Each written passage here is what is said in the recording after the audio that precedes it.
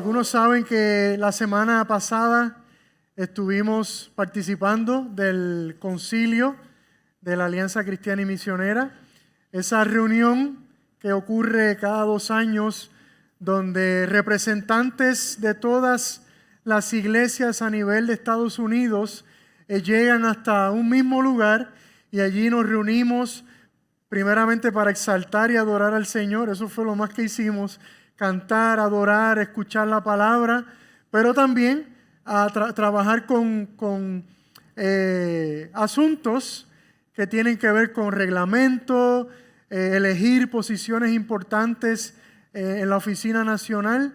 Así que tuvimos una semana maravillosa de mucho trabajo, ¿verdad, Miguel?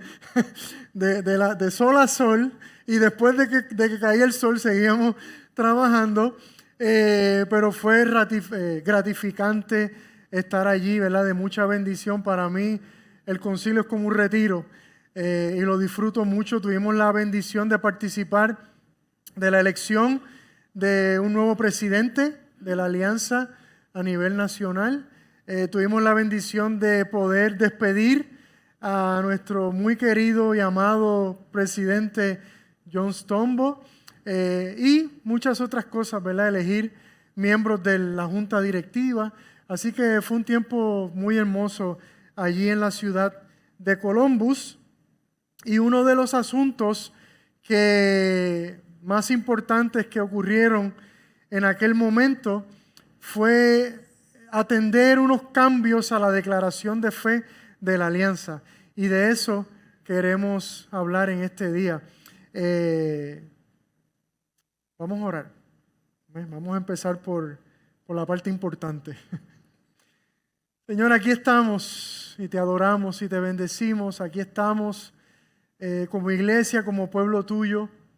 Queremos ver tu palabra. Queremos ver lo que tu palabra nos enseña. Queremos ver aquellas doctrinas fundamentales de nuestra fe. Queremos recordar esas doctrinas que son un ancla para nuestra vida, para nuestro caminar. Señor, y te doy gracias porque podemos hacerlo aquí juntos. Así que te ruego que bendigas este tiempo, que bendigas tu palabra y que bendigas, Señor, nuestros corazones, que podamos escucharte, que podamos ser sensibles a tu voz y que tú puedas seguir edificando nuestras vidas y la vida de esta iglesia para tu gloria. En el nombre de Jesús. Amén y amén. Le llamé a esta predicación "Hay un Dios". Ese es el título de la predicación. Hay un Dios. Y yo le voy a pedir que usted me acompañe. Vamos a leer 4 porciones bíblicas, ¿ok? 4 porciones bíblicas. Una de ellas está en Deuteronomio 6:4 al revés. Deuteronomio 6:4. La otra está en Apocalipsis, capítulo 4, verso 11. La otra está en Mateo 5:48. Voy rapidito porque la vamos a proyectar. Y la otra está en Mateo 28:19. Si usted puede estar de pie un momento para leer la palabra del Señor.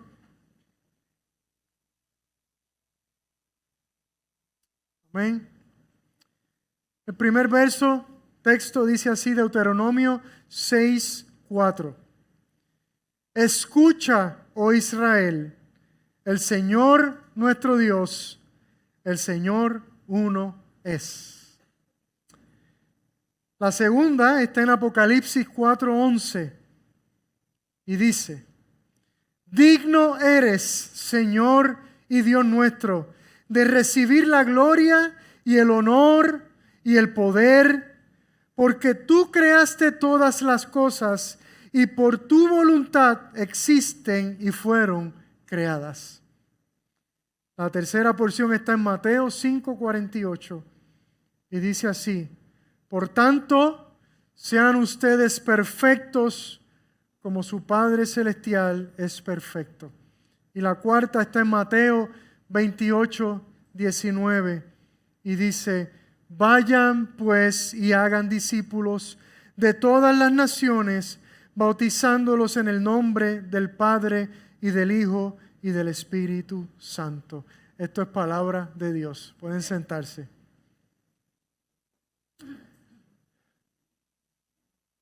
Como les decía, uno de los asuntos más importantes que discutimos en el concilio fue la revisión a nuestra declaración de fe. De hecho, este proceso iniciado por el presidente Stonebwoy y por su equipo de trabajo ha tomado cerca de 6 años y todavía no hemos terminado porque falta el próximo concilio ratificar unas cosas. Y ha tomado mucho tiempo porque cambiar o revisar la declaración de fe de nuestra organización no es poca cosa, ¿verdad? Es algo muy importante. Según nuestra Constitución, cualquier revisión a la declaración de fe tiene que pasar por 2 concilios consecutivos. Se presenta el cambio en un concilio y se ratifica en el próximo concilio. Y nuestra declaración de fe no se revisaba desde los años 60. ¿Bien? Así que con esta nueva revisión lo que se buscaba era atemperar el lenguaje de la declaración de fe a nuestros tiempos, ¿verdad? A nuestra época. Y también se quería robustecer, ¿verdad? O fortalecer algunos artículos de la declaración de fe. Es importante aclarar que ninguno de los cambios que se propuso afectó los fundamentos teológicos en los que creemos, ¿verdad? Eso es bien importante que lo sepamos. Y voy a hacer una pregunta y yo quiero que usted sea lo más sincero posible. ¿Cuántos de los que estamos aquí en algún momento hemos leído la declaración de fe de la alianza? Muy bien, muy bien. Muy pocos, a la verdad que muy pocos. Y yo pensaba en las razones por las cuales muchas veces no hemos hecho este ejercicio de leer la declaración de fe, y pensé en 3 razones. La primera, quizás no le damos tanta importancia, ¿verdad? Eso pudiera ser una razón. La segunda, quizás usted se está enterando por primera vez que la Alianza Cristiana y Misionera tiene una declaración de fe. Eso puede ser una razón. Y la tercera, y creo que la más importante, es que pienso que a veces los pastores o líderes no somos tan intencionales en enseñar lo que es la declaración de fe de nuestra organización, ¿verdad? Así que por esta razón, hoy queremos comenzar una serie de predicaciones basados, ¿verdad?, en la declaración de fe de la Alianza Cristiana y Misionera. Cuando los ancianos nos sentamos a entrevistar a personas que son candidatos para la membresía de nuestra iglesia, yo siempre me gusta decirle a la gente que es importante para mí que se familiaricen con la declaración de fe, ¿verdad? Porque si tú quieres hacerte miembro de una institución, de una organización, es importante que tú sepas en qué creemos, ¿verdad? ¿Qué es lo que esta gente cree? Así que siempre tratamos de motivar y animar a la gente a que por lo menos haga una lectura de lo que es nuestros fundamentos teológicos, en qué es lo que creemos. Por ahí hay miles de iglesias supuestamente evangélicas. Pero ¿cómo podemos saber si las mismas son iglesias bíblicas de sana doctrina, centradas en el Evangelio, si no nos interesamos por saber qué es lo que creemos, qué es lo que creen estas iglesias o qué es lo que afirman? Incluso hay iglesias que ni siquiera tienen una declaración de fe. Y usted pregunta, oiga, ¿en qué ustedes creen? Y quizás la respuesta más común va a ser, pues en la Biblia. Y ahí usted puede contestar, bueno, los testigos de Jehová dicen también que creen en la Biblia, ¿cierto? Los mormones también dicen que creen en la Biblia. Así que esa no es una contestación Es cierto, obviamente creemos en la Biblia, pero ¿cómo nosotros interpretamos la palabra del Señor como iglesia, como institución? Por tal razón, creo que es importante que conozcamos nuestra declaración de fe. De hecho, nuestra declaración de fe es una excelente herramienta o recurso para compartir el Evangelio con otros, porque ahí están las ideas básicas de nuestra fe. Por ejemplo, el día que alguien se acerque a usted y le pregunte, oye, ¿en qué tú crees? Usted le puede contestar, permíteme pagarte un café. Vamos a sentarnos un rato y te voy a explicar en qué es lo que yo creo. Y usted accesa la declaración de fe y le va explicando esos puntos. Así que es una herramienta excelente para nosotros compartir nuestra fe. Le pedí a mi amigo, mi gran amigo, ChatGPT, que me ayudara a definir lo que es el concepto de una declaración de fe. Y esto fue lo que me produjo. La declaración de fe es un documento normativo que recoge las convicciones doctrinales esenciales de una denominación evangélica, sirviendo como marco de unidad teológica, de referencia para la enseñanza bíblica y de criterio de evaluación para la membresía, el liderazgo y la misión de la iglesia. Está bueno, ¿verdad? Está buena esa definición.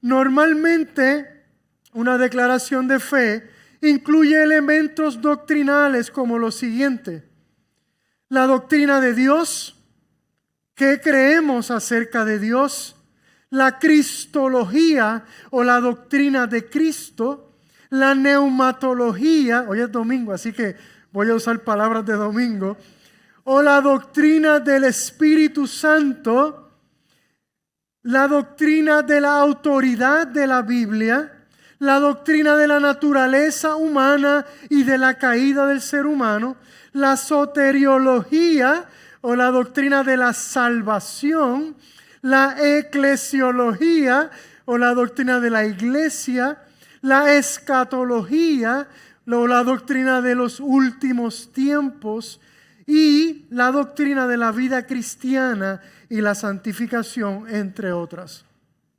Podríamos decir que el propósito de una declaración de fe es unificar la fe y la doctrina en la iglesia o en una familia de iglesias como es la Alianza Cristiana y Misionera, proteger contra enseñanzas falsas o desviaciones doctrinales, educar a los creyentes sobre los fundamentos de su fe, guiar a los pastores y a los líderes en la predicación y la enseñanza y establecer límites claros para la membresía y el liderazgo. Ahora bien, ¿qué no es la declaración de fe? La declaración de fe no es inspirada por Dios, como es la Biblia, sino que es fundamentada en la palabra de Dios. La declaración de fe tampoco es inerrante ni infalible como la palabra de Dios. La declaración de fe no debe ser un motivo para sentirnos superiores a otras iglesias o denominaciones que practican también la sana doctrina. La declaración de fe, más importante aún, no puede estar por encima de la palabra de Dios. Amén. Si hay algo que distingue a una iglesia de sana doctrina centrada en el Evangelio, es que la Biblia, la palabra de Dios, es la única regla suprema de fe y vida. Ningún otro documento está a la misma altura de la palabra de Dios. Todo lo demás está sometido a la autoridad de la palabra de Dios. Si usted se topa con alguna iglesia o denominación o religión que coloca otras cosas a la par con la palabra de Dios, cuidado, cuidado. Si usted se topa con alguna iglesia que coloca la tradición o los enunciados de un hombre o la filosofía o las experiencias humanas, yo no estoy diciendo que eso no sea importante. Lo que estoy diciendo es que si lo colocan a la par con la palabra de Dios, esa institución está en peligro de desviarse de la sana doctrina, si no es que ya lo ha hecho. Y si traemos ejemplos, podemos estar todo el día aquí hablando de ellos. Nuestra declaración de fe contiene 11 artículos, 11 enunciados, y vamos a irlos viendo poco a poco a través de las próximas semanas. Hoy queremos ver el primero. El primer artículo es el siguiente, y dice: hay un Dios, creador de todas las cosas, quien es infinitamente perfecto, que existe eternamente en tres personas: Padre, Hijo y Espíritu Santo. Repito, hay un Dios, creador de todas las cosas, quien es infinitamente perfecto, que existe eternamente en tres personas: Padre, Hijo y Espíritu Santo. Podemos dividir este primer artículo en 4 secciones. Hay un Dios, creador de todas las cosas, quien es infinitamente perfecto y que existe eternamente en tres personas: Padre, Hijo y Espíritu Santo. Y para cada uno de estos enunciados, si usted accesa a la declaración de fe, usted va a ver que tiene un versículo al lado de ese enunciado para darle fundamento al enunciado.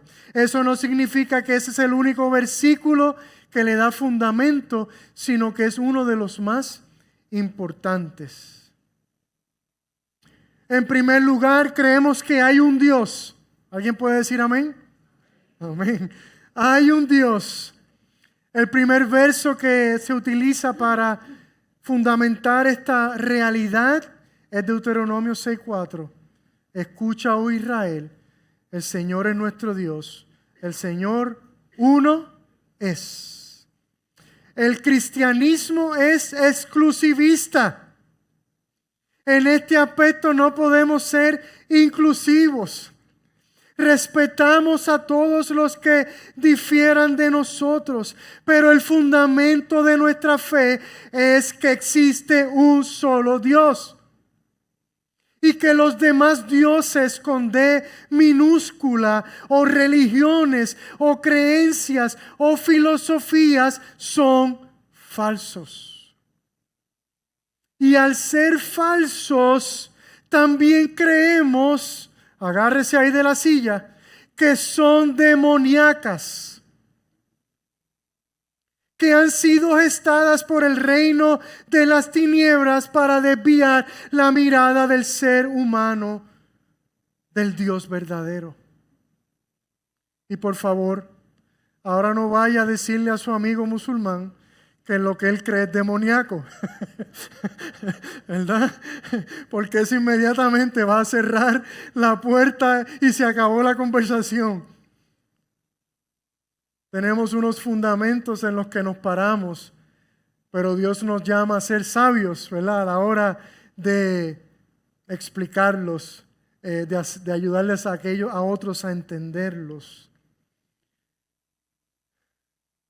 Este versículo de Deuteronomio comienza con una palabra que ha identificado esta doctrina para el pueblo judío por generaciones. La palabra que se traduce como escucha viene de la palabra hebrea shamá.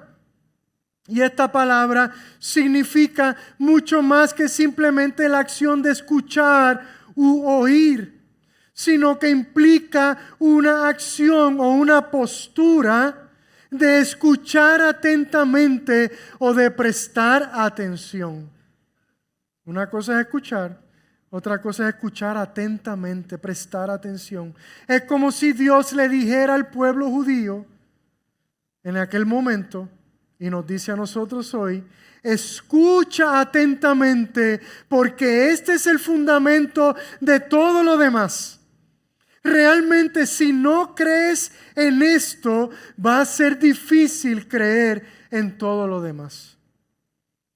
Es por eso que el próximo versículo también es fundamental. Porque si hay un solo Señor, y ese Señor es nuestro Señor, por eso amarás al Señor tu Dios con todo tu corazón, con toda tu alma y con toda tu fuerza. Este, amados, es el fundamento de nuestra devoción y de nuestro temor a Dios. No solamente creemos que solo existe un Dios, sino también creemos que ese Dios es el creador de todo lo que existe. Por lo tanto, creemos en un Dios que está fuera del tiempo y del espacio, que no está limitado por las leyes naturales, ni depende de la creación para existir. Creemos en un Dios trascendente. El verso que afirma esta postura es el siguiente, Apocalipsis 4:11. Digno eres, Señor y Dios nuestro, de recibir la gloria y el honor y el poder, porque tú creaste todas las cosas y por tu voluntad existen y fueron creadas. ¿Se fija cuál es el motivo de la adoración de los 24 ancianos en Apocalipsis capítulo 4? Porque tú creaste todas las cosas y por tu voluntad existen y fueron creadas. Nosotros no somos de los que padecemos de ansiedad por no saber de dónde venimos o hacia dónde vamos. Tampoco somos de los que se preguntan cuál es el propósito de la vida o de nuestra existencia. Porque sabemos que fuimos creados por la voluntad de aquel que creó todas las cosas. Por lo tanto, fuimos creados con propósito, con destino. Tenemos una razón de ser, de existir. Tenemos esperanza y tenemos futuro. No somos el producto de procesos aleatorios como algunos creen. Tampoco somos accidentes cósmicos. Fuimos creados por una mente inteligente, sabia, amorosa, que creó todo con un propósito, con un plan y con una estrategia. ¿No es razón eso suficiente para glorificarle? Por eso podemos declarar como el salmista que los cielos proclaman la gloria de Dios y el firmamento anuncia la obra de sus manos. Y por eso también podemos declarar: el necio ha dicho en su corazón, no hay Dios. Creemos que existe un solo Dios, que no solo es el creador de todo lo que existe, sino que es infinitamente perfecto. Y el versículo de esta sección es el siguiente, Mateo 5:48, que dice: por tanto sean ustedes perfectos como su Padre Celestial es perfecto. Y aquí la palabra perfecto no necesariamente implica lo primero que nos viene a la mente cuando escuchamos esa palabra perfecto. Ciertamente Dios es perfecto, si no, no fuera Dios. Amén. Sin embargo, la palabra original griega, telios, también se puede traducir como genuino, completo, maduro. Así que podríamos decir que creemos en un Dios infinitamente genuino, infinitamente completo, infinitamente maduro. Y por eso es que así es que Él anhela que sus hijos y sus hijas sean genuinos, completos, maduros. Yo creo que ese es el resultado de la santificación en nuestras vidas. Volvernos genuinos, completos, maduros.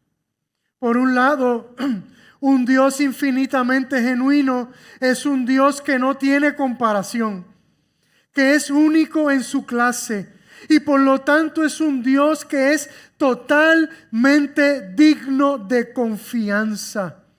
Por eso es que tú puedes confiar en Él. Por eso es que tú puedes entregarte a Él. Por eso es que tú puedes seguirle a Él. Por eso es que tú puedes descansar en Él. Porque Él es infinitamente genuino. Por otro lado, un Dios infinitamente completo es un Dios que no le falta nada.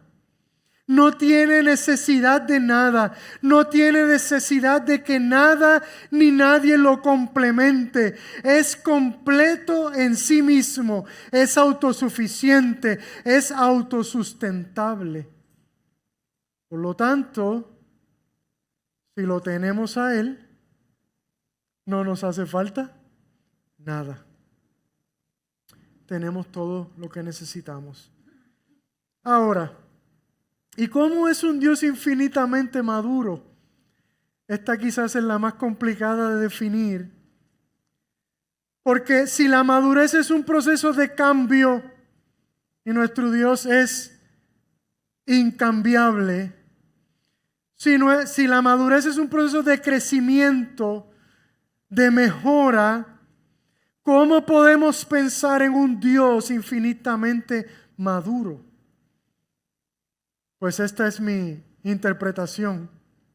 Este Dios no es que ha cambiado o que ha mejorado o que ha crecido, sino que en sí mismo, en su esencia, en su propia naturaleza eterna, Él es la definición, Él es la muestra, Él es el modelo, Él es el ejemplo de alguien que ha cambiado o que ha mejorado o que ha crecido, pero hasta lo sumo.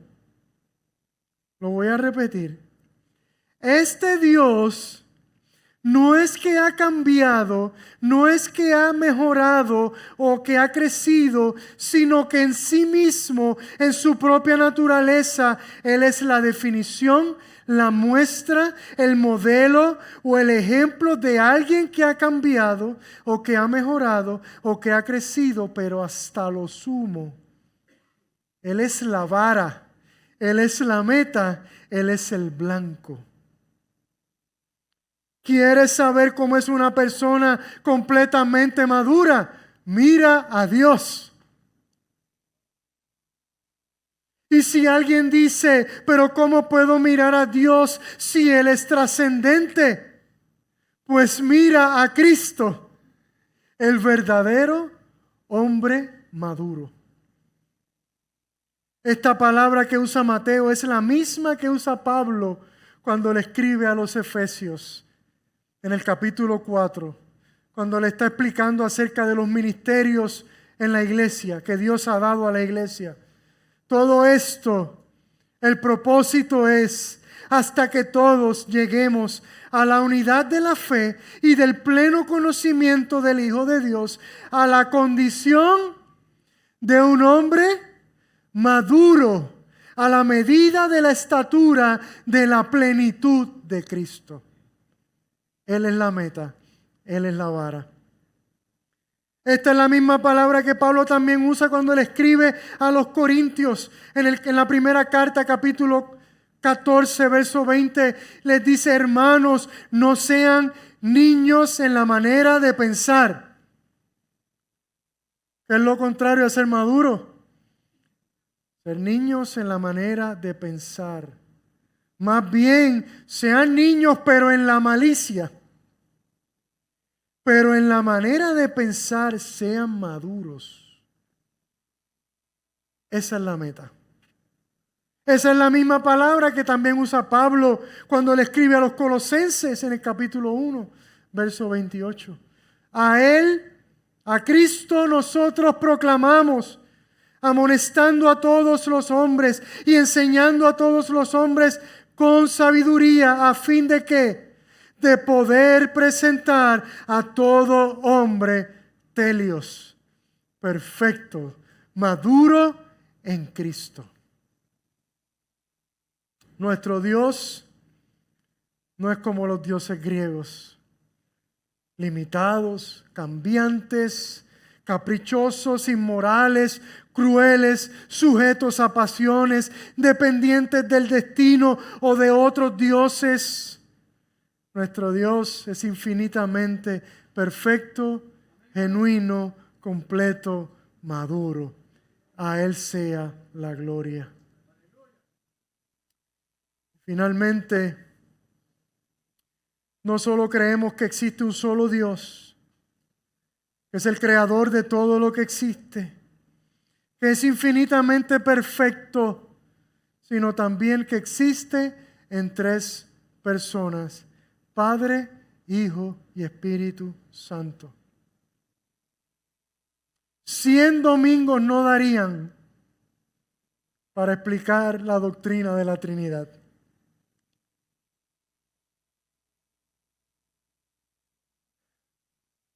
No por lo complejo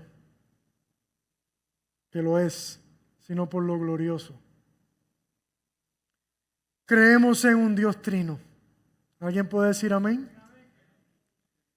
El día que Jesús ascendió al cielo, le dijo a sus discípulos: vayan pues y hagan discípulos de todas las naciones, bautizándolos en el nombre del Padre y del Hijo y del Espíritu Santo. Pudiéramos afirmar que la Trinidad es la doctrina más misteriosa de nuestra fe y a la misma vez la más gloriosa. Nuestro Dios es como ningún otro, es incomparable, es único.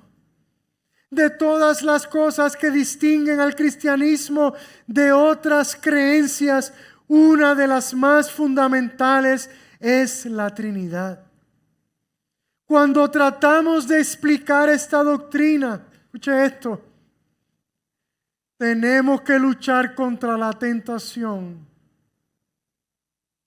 de utilizar ilustraciones o imágenes del mundo natural para explicar la misma. Y yo sé que todos lo hemos hecho, empezando por mí. Que si Dios es como un huevo, el cascarón, la clara y la yema. Que si Dios es como el agua, sus estados físicos, líquido, gaseoso y sólido. Que si Dios es como el sol, el calor y la luz. Que si Dios es como el fuego, el calor, la luz y la energía. Tratemos de evitar utilizar imágenes del mundo natural para explicar un misterio. De hecho, e incluso cuando se lo explicamos a nuestros hijos, tratemos de evitar utilizar ese tipo de imagen. Es mejor simplemente decirles lo que nos revela la palabra y ya. No hay necesidad de acudir a este tipo de analogías.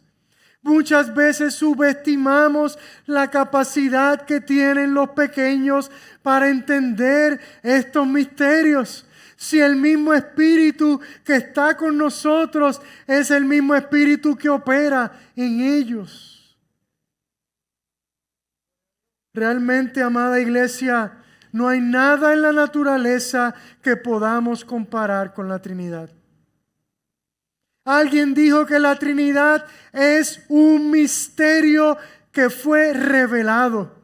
Por lo tanto, no existen categorías para comparar. No existe nada igual. Es mejor simplemente describirlo tal y como la palabra nos los revela.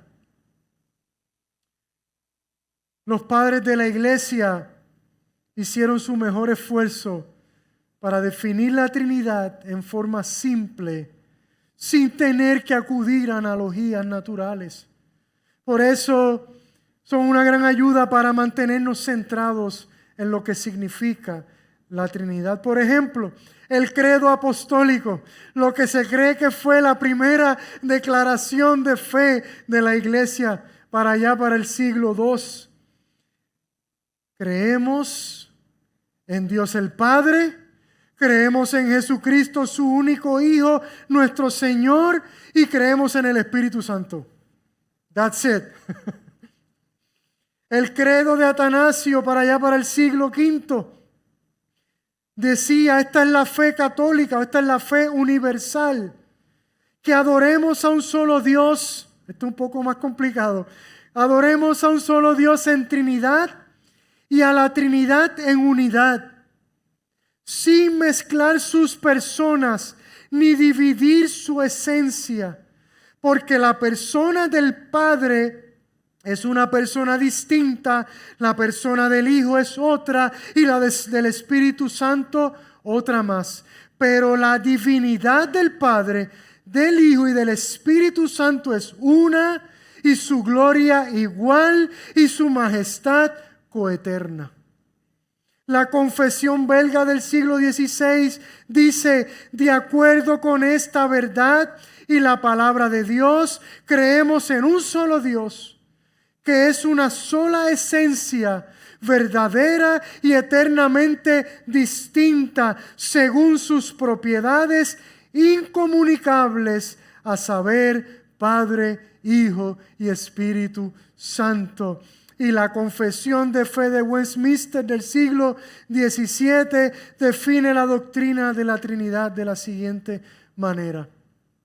En la unidad de la deidad, o en inglés diría Godhead, hay tres personas de una misma sustancia, poder y eternidad. Dios el Padre, Dios el Hijo y Dios el Espíritu Santo. El Padre no es de ninguno, ni engendrado, ni procede. El Hijo es eternamente engendrado por el Padre y el Espíritu procede eternamente del Padre y del Hijo.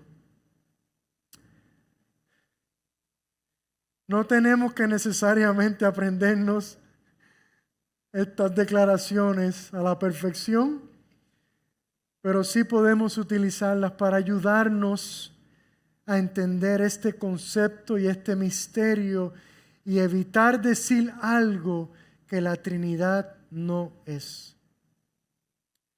Podemos resumir esta doctrina con 7 afirmaciones, y estas sí son fáciles. Hay un solo Dios. Repita conmigo. Hay un solo Dios. El Padre es Dios. El Hijo es Dios. El Espíritu Santo es Dios. El Padre no es el Hijo. El Hijo no es el Espíritu Santo. Y el Espíritu Santo no es el Padre. Con esas 7 declaraciones podemos por lo menos empezar a entender el misterio de la Trinidad. Iglesia, reconocemos que no es fácil entender estas verdades doctrinales y teológicas. De hecho, creemos que es un milagro entenderlas.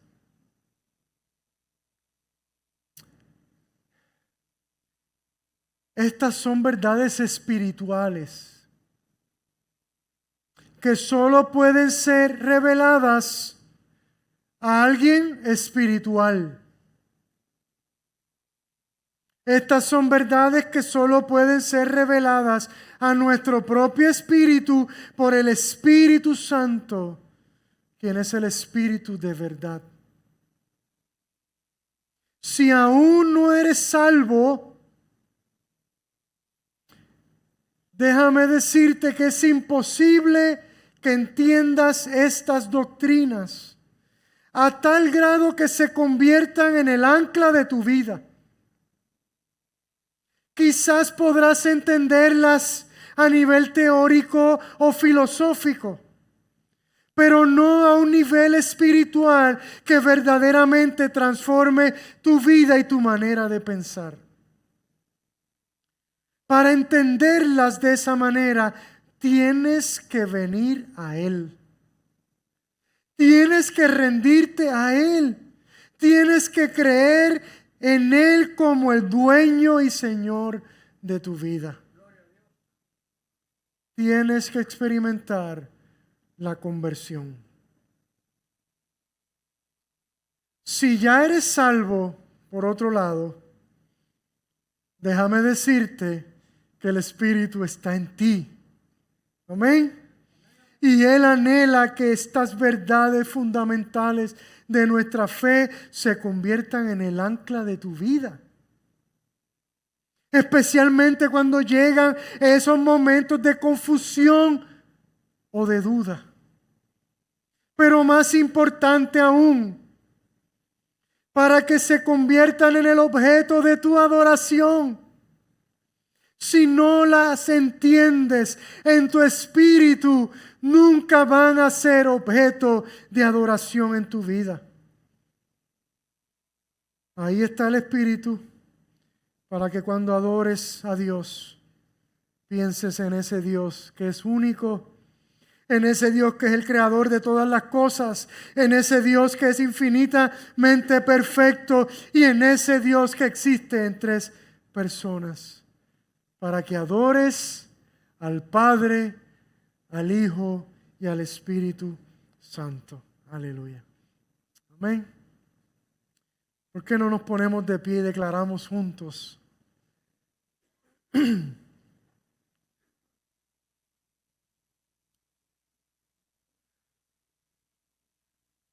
Aleluya. Te invito a que repitas después de mí. Creemos que hay un Dios, creador de todas las cosas, quien es infinitamente perfecto, que existe eternamente en tres personas: Padre, Hijo y Espíritu Santo. Amén. Gloria a Dios. Ponle tu mano ahí a tu hermano. Y si no tienes a alguien al lado, muévete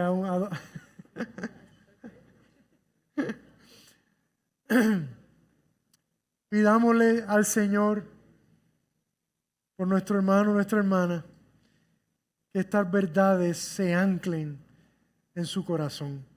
Amén. Y que se conviertan en un objeto de adoración. Aleluya. Gracias, Señor. Gracias, Padre. Aleluya. Gracias, Señor.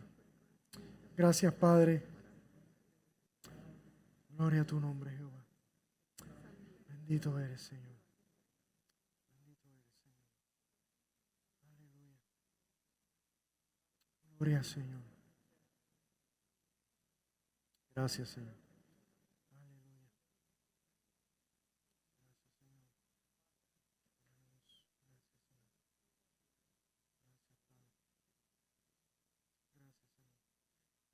Aleluya, Padre, oro por Daisy y por mis hermanos y mis hermanas.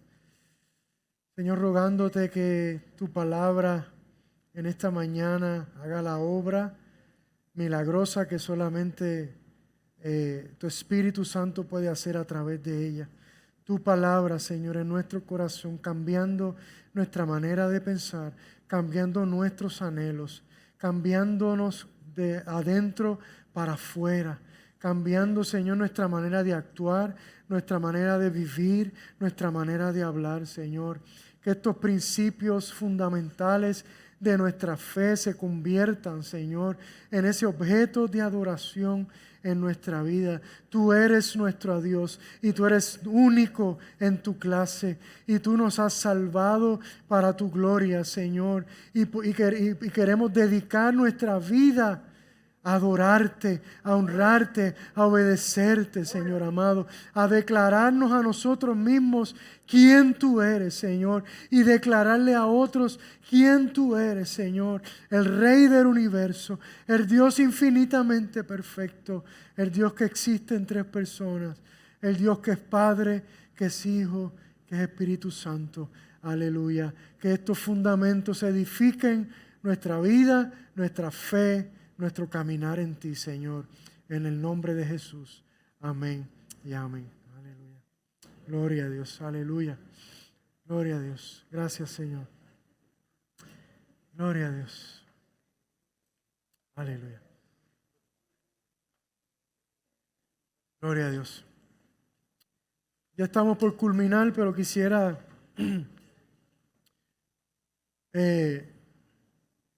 quisiera decirles que en la parte de atrás va a haber una mesa con unos libros, los libros de nuestro pastor Javier.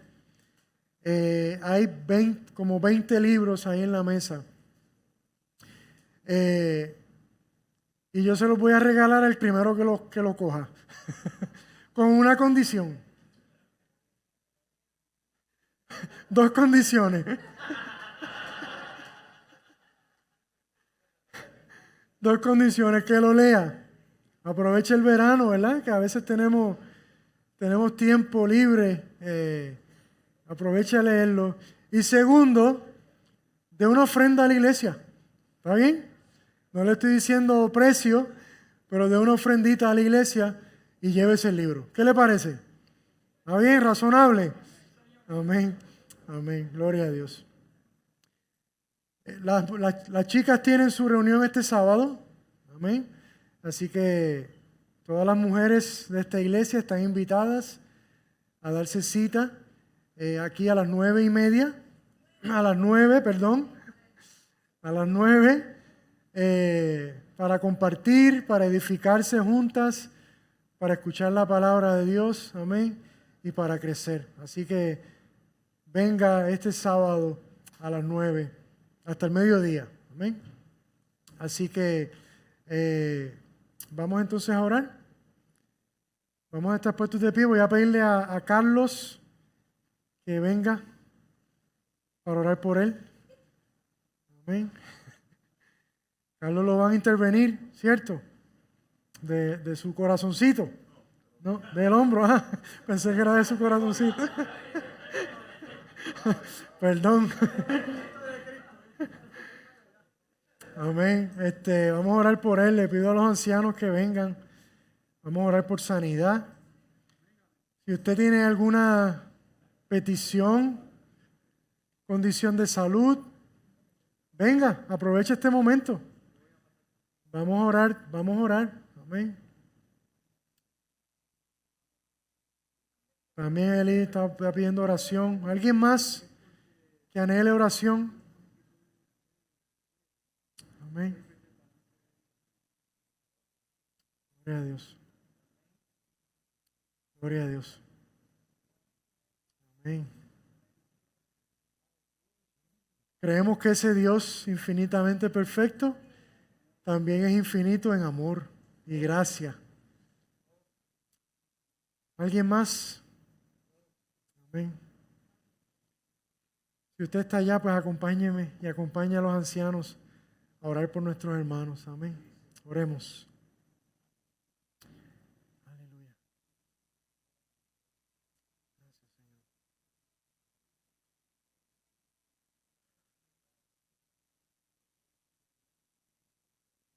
Gracias, mi Dios.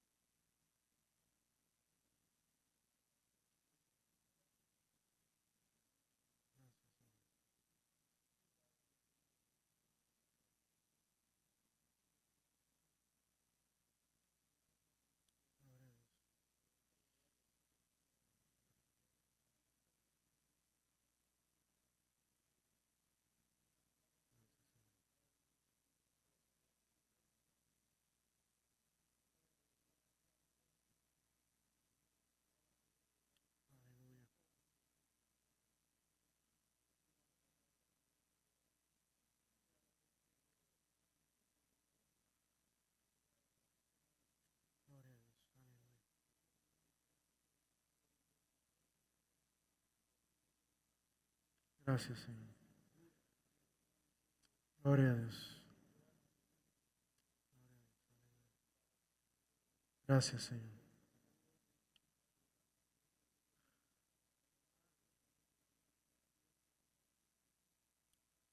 Señor, creemos en un Dios lleno de misericordia. Creemos en un Dios lleno de poder. Creemos en un Dios que vino no solamente a salvarnos, sino a restaurarnos también, Señor, a sanarnos. Creemos en la sanidad, Señor, del cuerpo. Creemos que es un privilegio para la iglesia, para tu iglesia, Señor. Y oramos con fe por nuestros hermanos, para que tú, Señor, intervengas en sus vidas, en sus cuerpos, Señor, en su ser. Tú no solamente viniste a sanar nuestro cuerpo físico, sino todo nuestro ser, nuestra alma, nuestra mente, nuestras emociones, todo de nosotros, Señor. Así que rogamos tu intervención en la vida de ellos, Padre, para que tú, Señor, hagas una obra, para que tú hagas un milagro en sus vidas, Señor amado, de tal forma que ellos puedan honrar y glorificar tu nombre, Señor, por lo bueno y lo maravilloso que tú has sido con ellos, Señor.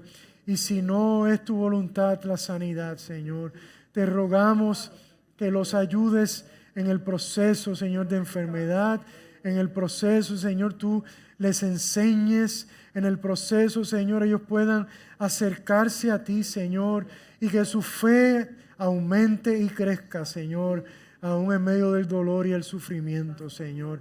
Gracias porque podemos confiar en ti, Señor, porque tú estás con nosotros, porque tú no nos abandonas, porque tú estarás con nosotros todos los días hasta el fin del mundo, Señor amado. Bendito tu nombre, en el nombre de Jesús. Amén. Señor, te pido que nos lleves con bien hasta el lugar donde vayamos, que podamos salir de aquí, Señor, con una fe más fuerte, confiando más en ti, Señor, creyendo más en ti, Señor, en el Dios poderoso y maravilloso, y que podamos llevar este mensaje a otros, Señor, que caminan sin fe y sin esperanza. En el nombre de Jesús. Amén y amén. Iglesia, Dios les bendiga. Vayan en paz.